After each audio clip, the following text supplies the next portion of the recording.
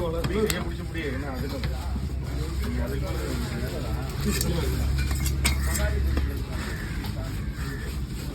முழு வலை வந்து வேற மாதிரி வேணும்.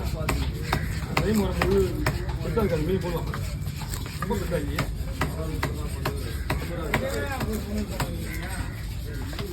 முழு வலைன்னா அது என்ன பண்ணணுமா முள் எப்படி வருதுமா ரெண்டாக பொங்கணும் ரெண்டாக பொங்கிட்டு இந்த முள் வந்து பார்த்தீங்களா அது அந்த வழியில் வந்துன்னா உங்களுக்கு முள் தட்டுப்படாது ஈஸியாக பண்ணணும் நைஸாக பண்ணணும் போடுங்க புரியுதுங்களா கொஞ்சம் பெருசாக தான் போட முடியாது அப்படியே பெல்லு சாப்பிட்றதா அதுதான் நம்ம